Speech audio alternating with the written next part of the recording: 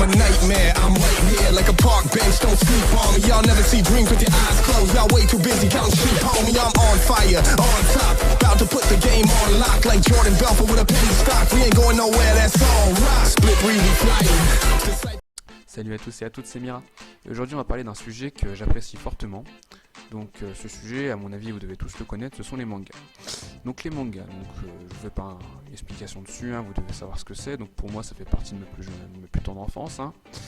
Donc aujourd'hui on va parler des mangas, donc surtout ceux qui font réfléchir sur les contrastes de la société et de la vie tout simplement. Donc voilà. Donc bien évidemment, quand je parle de critique, on parlera de par exemple Code Geass pour sa pseudo-critique sur le monde occidental et de ce qu'aurait pu être les États-Unis s'il n'y avait pas eu de révolution, ou encore si Trump passe au pouvoir. Donc on a plein de mangas comme ça qui cachent des petits messages politiques qui ne sont pas vus par certaines personnes. Donc comme manga que j'apprécie fortement, un bon nombre de personnes apprécient aussi, donc surtout pour leur côté moral et leur sens. Donc on va plutôt parler sur la chaîne de tout ce qui est Code Geass, One Piece, Death Note, donc des mangas qui ont une assez bonne profondeur d'esprit. Enfin, pour One Piece, certaines personnes vont rigoler, mais à mes yeux, c'est un manga qui a une assez bonne profondeur d'esprit, donc on en reparlera plus tard. D'ailleurs, c'est un manga qui est juste énorme. Enfin voilà. Bon, bien évidemment, je parlerai aussi des mangas qui m'ont le plus touché. Que ça soit comme Naruto par exemple qui m'a fait chialer quand j'étais petit, où il a mort du troisième Hokage, m'a fait pleurer, ou encore dans One Piece quand il y a eu la mort de Ace qui m'a aussi fait pleurer. On parlera aussi de mangas qui sont des œuvres cultes aujourd'hui comme Akira ou même Dragon Ball Z ou Dragon Ball tout court.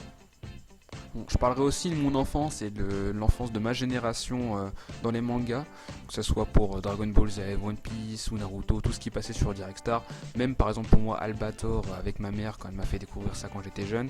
Enfin voilà, et pour finir, bien évidemment, on parlera des mangas qui sont un petit peu devenus mauvais au fil du temps, comme Naruto malheureusement, avec sa fin qui a déçu un bon grand nombre de personnes, ou encore Fairy Tail, avec une baisse de qualité depuis des années, et malheureusement un fanservice qui est toujours mis en avant, même pour un grand nombre de fans qui ne s'en rendent pas compte malheureusement.